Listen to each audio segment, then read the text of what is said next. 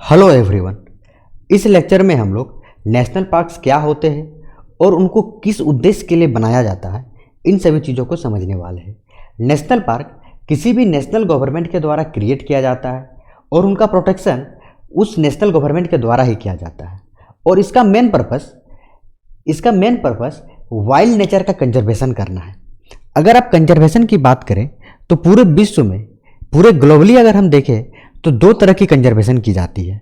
पहला है in situ conservation and second one is ex situ conservation. मैं यहाँ पे लिख रहा हूँ, आप देखिए, in situ conservation and second one is ex situ conservation. इन दोनों में क्या डिफरेंस है और ये इन सेतु कंजर्वेशन क्या है और एक्स सेतु कंजर्वेशन क्या है, इस चीज़ को आप लोग सबसे पहले समझ लीजिए। देखिए, यदि किसी भी स्पीसीज को, चाहे वो फ्लोरा हो चाहे वो फोना हो, उनको अगर उनके ओरिजिनल लोकेशन में रख के उनका कंजर्वेशन किया जाए, उनका संरक्षण किया जाए, तो इस तरह के कंजर्वेशन को हम लोग इन सेतु कंजर्वेशन कहते हैं। जैसे आप समझिए, यदि आप नेशनल पार्क्स को ले लें, यदि आप वाइल्ड लाइफ सेंचुरीज को ले लें, चाहे आप बायोस्फीयर रिजर्व्स को ले लें, ये सभी इन सेतु कंजर्वेशन के एग्जाम्पल्स हैं। इनमें क्या किया जाता है कि मान लीजिए कोई एनिमल्स है, उनको जंगल में रखा जाता है, एक जंगल के एक एरिया को डेजिनेट कर दिया जाएगा कि वो नेशनल पार्क है या वाइल्ड लाइफ सेंचुरी है और उसी में कुछ स्पेशल उनको प्रोटेक्शन दे के उनका कंजर्वेशन किया जाएगा। तो इस तरह के कंजर्वेशन को हम लोग इन सेतु कंजर्वेशन कहते हैं। अगर वहीं दूसरी ओर, अगर जो भी एनिमल्स है या जो भी फ्लोरा है, जो भी फोना है, उनको अगर हम लोग ऑफ साइट में उनका कंजर्वेशन करें, ऑफ साइट कहने का मतलब क्या है, मैं कुछ एग्जाम्पल देके आपको समझाने की कोशिश कर रहा हूँ। अगर आप जू का एग्जाम्पल ले, यदि आप एक्वेरियम का एग्जाम्पल ले लीजिए, तो जू में क्या किया जाता है, एक जू में एक एनिमल्स को या तो पिंजड़े में बंद करके रखा जाता है या तो उनको एक्चुअल लोकेशन से हटा के किसी जू में रखा जाता है और उनका संरक्षण किया जाता है। मीन्स उनका ये एक्चुअल लोकेशन नहीं है, एक्चुअल लोकेशन तो उनका जंगल होना चाहिए, लेकिन उनको संरक्षण के लिए जू रखा जाता है। और इस तरह के संरक्षण में, इस तरह के कंजर्वेशन में आप समझिएगा तो एक तो एरिया कम होता है, लेकिन खर्चा काफ़ी ज़्यादा किया जाता है। मीन्स दिस टाइप की अगर बात करें इस तरह की, तो ये ज़्यादा एक्सपेंसिव है as compare to in situ conservation. In situ में क्या किया जाएगा कि एक एरिया को डेजिनेट करके, उनका एक, मान लीजिए बाउंड्री, एक नेशनल पार्क है, उनका बाउंड्री को हम लोग डेजिनेट कर दिया कि yes this one is a national park, चाहे वो वाइल्ड लाइफ सेंचुरी में ही क्यों ना हो, और उनका कंजर्वेशन किया जाएगा। तो इस तरह के कंजर्वेशन को हम लोग इन सेतु बोलेंगे। लेकिन एक्स सेतु में, जैसे मैंने जू का एग्जांपल लिया या एक्वेरियम का एग्जांपल लिया, या आप किसी तरह के रिसर्च इंस्टीट्यूट की बात करें, जैसे कि फॉरेस्ट्री रिसर्च इंस्टीट्यूट ले लीजिए या एग्रीकल्चर रिसर्च इंस्टीट्यूट ले लीजिए, चाहे आप बोटनिकल गार्डन से ले लीजिए, या आप एक एग्जाम्पल लीजिए कि देखिए सीड बैंक, आपने नाम सुना होगा सीड बैंक। ये क्या होती है कि जो भी उत्तम किस्म की सीड्स होती है, उनका संरक्षण किया जाता है, उनके लिए बैंक बनाया जाता है, ठीक है, तो उनका संरक्षण किया जाता है। तो इन सभी में क्या हुआ, एक तो इनको ऑफ साइट लोकेशन है, रिसर्च इंस्टीट्यूट क्या होते हैं, ऑफ साइट लोकेशंस में होते हैं। जू के मैंने एग्जांपल लिया, एक्वेरियम का एग्जांपल लिया, तो इस तरह के जो कंजर्वेशन है उसको हम लोग एक्स सेतु कंजर्वेशन कहते हैं। तो अगर नेशनल पार्क की बात की जाए तो नेशनल पार्क किस में आता है, नेशनल पार्क इस इन सेतु कंजर्वेशन में आता है। इस चीज़ को आप पहला चीज़ हो गया। और इसके अलावा अगर इन सेतु की बात की जाए तो national parks, wild life sanctuary, biosphere reserves, ये सभी इन सेतु कंजर्वेशन के एग्जांपल है, जिसमें कि एक तो इनका एरिया बहुत ज़्यादा होता है, बहुत ज़्यादा एरिया में ये फैले हुए होते हैं, और साथ ही साथ इनमें खर्चा as compare to ex situ conservation कम होता है। और अगर इसमें देखा जाए तो जो भी फ्लोरा है, जो भी फोना है, मीन्स जो भी एक तरह से एनिमल्स है, पेड़ पौधे हैं, ग्रासेस है, या जिनका भी कंजर्वेशन किया जाता है, उनका पॉपुलेशन काफ़ी ज़्यादा होता है नेशनल पार्क्स में, वाइल्ड लाइफ सेंचुरी में, बायोस्फीयर रिजर्व में। वहीं एक जू का एग्जांपल ले, एक एक्वेरियम का एग्जांपल ले, तो इसमें क्या होगा, इसमें एक तरह से स्मॉल पॉपुलेशंस को जो है वो कंजर्वेशन किया जाता है और लेस एरिया में किया जाता है, बट मोर एक्सपेंसिव होता है। मुझे उम्मीद है कि आप लोग इस चीज़ को समझ गए होंगे, इस कॉन्सेप्ट को समझ गए होंगे कि नेशनल पार्क्स क्या होता है और इसको किस नेशनल गवर्नमेंट के द्वारा जो है उसका प्रोटेक्शन किया जाता है, उसको प्रोटेक्ट किया जाता है। इस चीज़ को भी समझ गए, और साथ ही साथ इस चीज़ को समझ सकते हैं कि जो भी इकोलॉजिकल है, या आप एक तरह समझिए कि जो जियोलॉजिकल एनिमल्स है, उनका जो है कंजर्वेशन करना है, उनका प्रोटेक्ट करना है और उनको डेवलप करना है, ठीक है, ताकि इन्वायरमेंट जो है वो सस्टेनेबिलिटी बना रहे। ये इसका मेन पर्पस है। अब हम लोग आगे आते हैं, और इस नेशनल पार्क, देखिए इसका एक मेन उद्देश्य कंजर्वेशन आप समझिएगा तो ये वाइल्ड नेचर्स का कंजर्वेशन करना है। अगर आप एक कॉमन आइडिया की तरह आप लोग देख के समझने की कोशिश कीजिएगा तो एक इंटरनेशनल ऑर्गेनाइजेशन है जिसको कहते हैं IUCN, international union for conservation of nature, और इसका एक पार्ट है जिसको हम लोग कहते हैं world commission on protection areas, means IUCN and WCPA के द्वारा इस नेशनल पार्क को कैटेगरी 2 टाइप के प्रोटेक्टेड एरियाज में रखा गया है। अब ये प्रोटेक्टेड एरियाज क्या होते हैं? मैंने कहा जहाँ पे एनिमल्स का, जहाँ पे फ्लोरा का, जहाँ पे फोना का कंजर्वेशन किया जाता है उनको क्या कहते हैं? प्रोटेक्टेड एरियाज कहेंगे। मीन्स वैसे एरिया में आप पोचिंग नहीं कर सकते, हंटिंग नहीं कर सकते, इंडस्ट्रियल एक्टिविटीज़ नहीं कर सकते हैं, फॉरेस्ट्री, कल्टीवेशन, ये सभी उसमें बैंड होगा। डेवलपमेंटल एक्टिविटीज़ जो है उनको या तो परमिट नहीं किया जाएगा या तो उनका रिस्ट्रिक्शंस होगा, ठीक है, उनमें कुछ रिस्ट्रिक्शंस होंगे। तो उन सभी एरिया को प्रोटेक्टेड एरियाज कहते हैं, और प्रोटेक्टेड एरियाज के कैटेगरी 2 में इस नेशनल पार्क को रखा गया है। मैं आपको दिखा रहा हूं, आप यहाँ पे देखिए, यहाँ पे 6 कैटेगरी के IUCN के द्वारा designated protected areas, protected area management categories हैं, जिसमें कैटेगरी 1 के 2 सब क्या बोलते हैं उसको, सब क्लोज 1A एंड 1B, जिसमें कि strict nature reserve and wilderness areas है। अब आप कैटेगरी 2 को देखिए, कैटेगरी 2 में हमें नेशनल पार्क देखने को मिलेगा और हम लोग इसी को पढ़ रहे हैं। इसके अलावा अगर कैटेगरी 3 की बात की जाए तो जो भी नेचुरल मोनूमेंट्स होंगे उनका कंजर्वेशन कैटेगरी 3 में किया जाएगा। कैटेगरी 4 में जो भी हैबिटेट और स्पेसीज मैनेजमेंट एरियाज है उनका कंजर्वेशन किया जाता है। कैटेगरी 5 में आपका प्रोटेक्टेड लैंडस्केप्स है उनका किया जाएगा, एंड कैटेगरी 6 में protected areas with sustainable use of natural resources. तो हमारा मेन उद्देश्य और इस लेक्चर में इस कैटेगरी 2 को समझना है कि नेशनल पार्क्स में कैटेगरी 2 है। ये चीज समझ गए कि IUCN के प्रोटेक्टेड एरिया मैनेजमेंट कैटेगरीज में नेशनल पार्क को कैटेगरी 2 का ये दिया गया है। आप इस चीज़ को समझ गए होंगे। अब हमारा सवाल है कि ये IUCN क्या होता है? जो मैंने कहा कि international union for conservation of nature, ये क्या होता है? तो आप इसको देखिए, ये international union for conservation of nature and natural resources, ये एक इंटरनेशनल ऑर्गेनाइजेशन है जिसका मुख्य उद्देश्य नेचर का कंजर्वेशन करना है और इस नेचर से मिलने वाले नेचुरल रिसोर्सेज का सस्टेनेबल यूज करना है, उनका हमें सस्टेनेबल यूज करना है। ये इस IUCN का मेन उद्देश्य है। और इसके साथ ही साथ इस IUCN का स्टेब्लिशमेंट 5 अक्टूबर 1948, 5 अक्टूबर 1948 में किया गया फ्रांस के सिटी में, ठीक है, फ्रांस में किया गया। और ये यूनेस्को का एक ब्रांच है।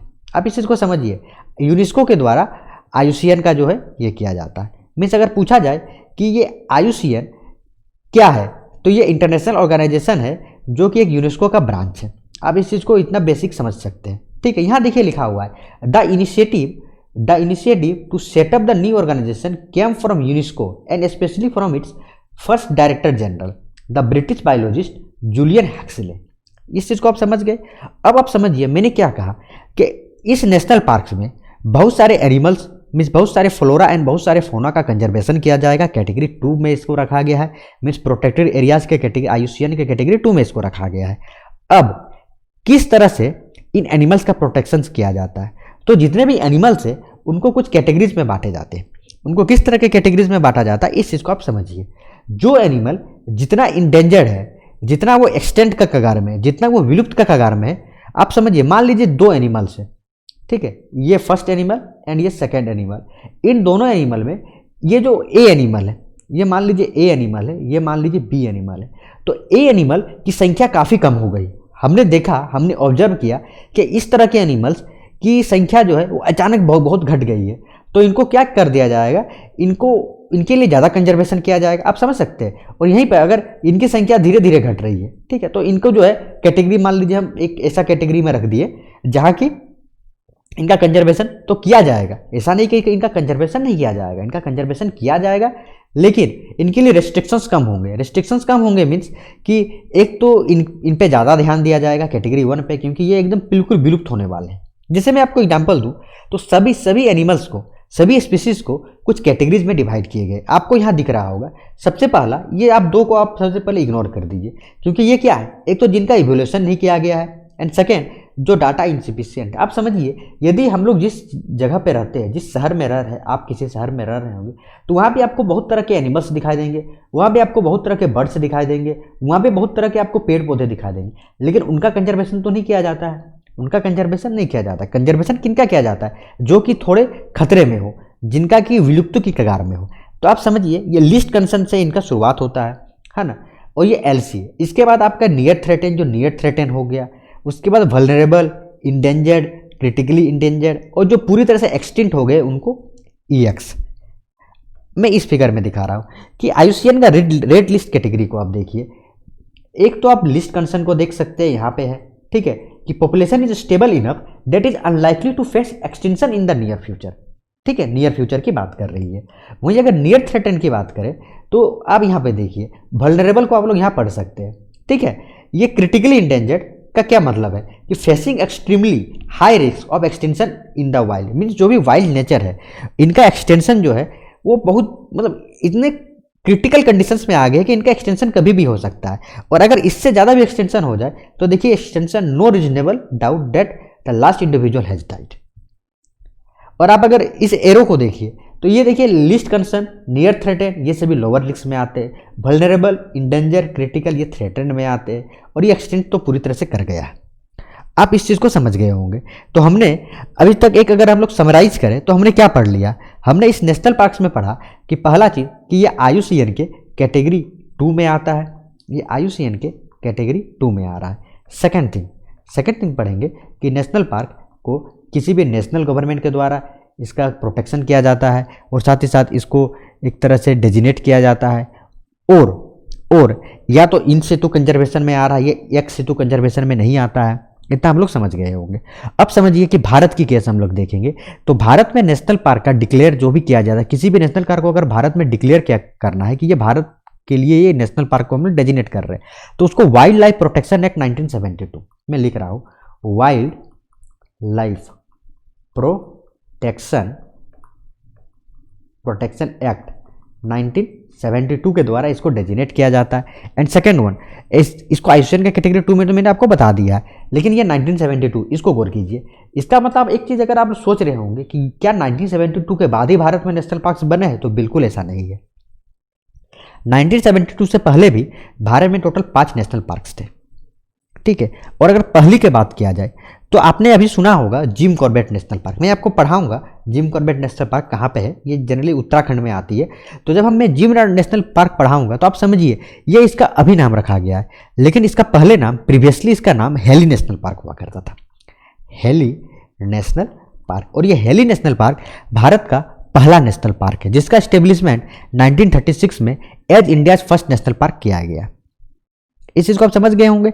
और साथ ही साथ आज के डेट में मैं लगभग ये जून चल रही है तो जून 2020 की बात कर रहा हूँ, अभी तक 105 टोटल नेशनल पार्क्स भारत में है, ठीक है। और जिनका कवरिंग एरिया देखिएगा तो 40,501.13 किलोमीटर ये इनका कवरिंग एरिया है। और मैंने आपको बता दिया कि पहला नेशनल पार्क क्या है।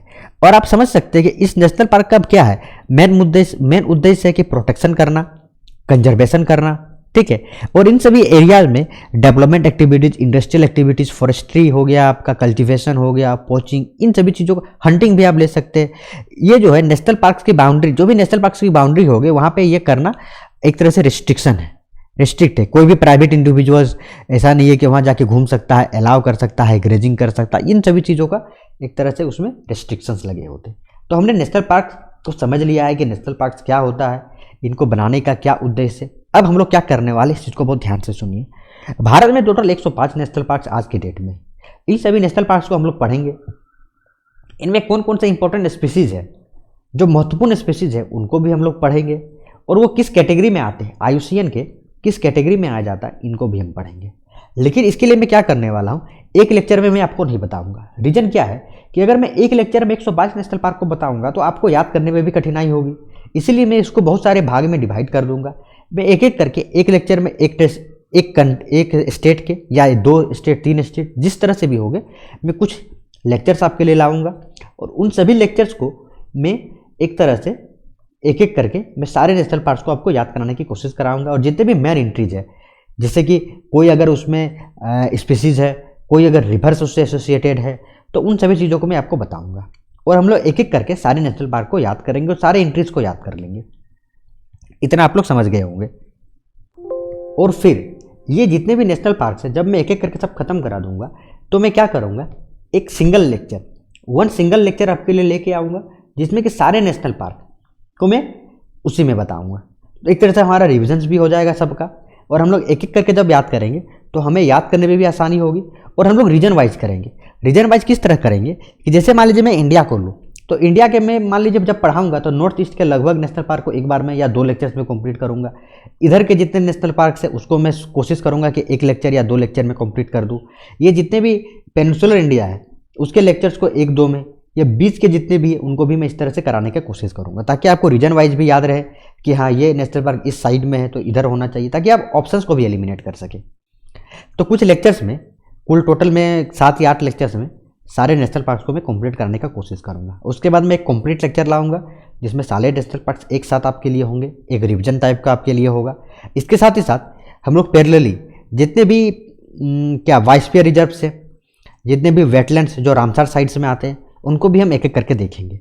तो तब तक के लिए धन्यवाद। ठीक है, हम लोग तो ये लेक्चर्स लगभग हमने कंप्लीट कर दिया कि क्या क्या होता है, आप लोग समझ लीजिएगा। तो this one is the end of video. Be safe, keep practising. Thank you.